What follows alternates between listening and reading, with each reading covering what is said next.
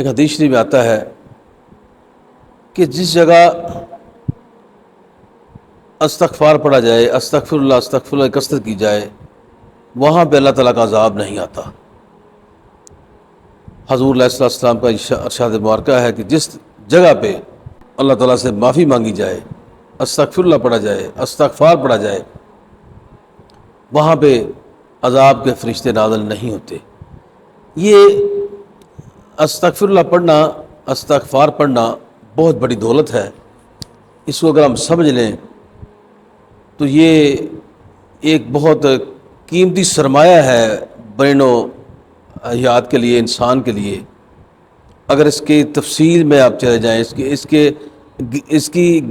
گہرائی کے اندر چلے جائیں تو اس میں بھی تمام مسائل کا حل موجود ہے۔ عذاب نہیں آتا۔ پھر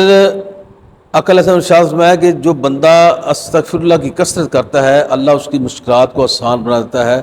اس کی پریشانیوں کو دور کر دیتا ہے، اور اس کو وہاں سے رزق عطا فرماتا ہے کہ جہاں سے اس کو وہم و گمان بھی نہیں ہے کہ مجھے یہاں سے رزق آ سکتا ہے، وہاں سے اللہ اس کو رزق عطا فرماتا ہے۔ اور پھر جو بندہ استغفار پڑھتا رہتا ہے اس کے گناہ بھی معاف ہوتے رہتے ہیں۔ اور پھر فرمایا کہ اس شخص کا نامہ اعمال اس دن بڑا پرکشش ہوگا، بڑا بھاری ہوگا،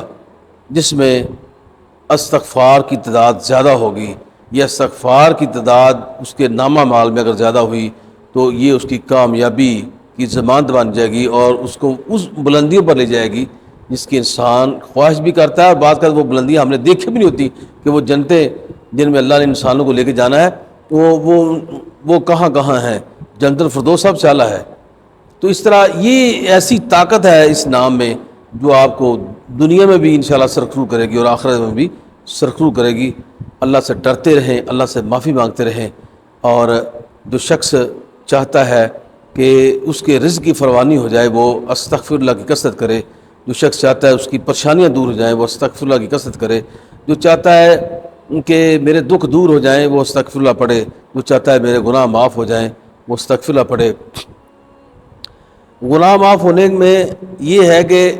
جب انسان خطا کار ہے، گناہ گار ہے، غلطی سرزد ہو جائے، گناہ سرزد ہو جائے تو پھر اس کو چاہیے کہ وضو کرے، اور وضو کے بعد 2 نفل اللہ کے حضور استغفار کے پڑھے، اللہ سے توبہ کرے، اللہ سے معافی مانگے، اس گناہ سے یعنی کہ بچ جائے اور سچے دل سے توبہ کر لے اور استغفار کا ورد کرے، تو اللہ تعالیٰ وہ نفل پڑھنے سے اس کے گناہوں کو معاف کر دیں گے، اس کی توبہ کو بھی قبول فرمائیں گے، اور یہ جو اس نے استغفر اللہ پڑھ کے اللہ سے معافی مانگی ہے وہ گناہ بھی اس کا دھل جائے گا۔ آئندہ کوشش کرے کہ وہ گناہ نہ کرے۔ اللہ تعالیٰ کو معافی مانگنا بڑا پسند ہے۔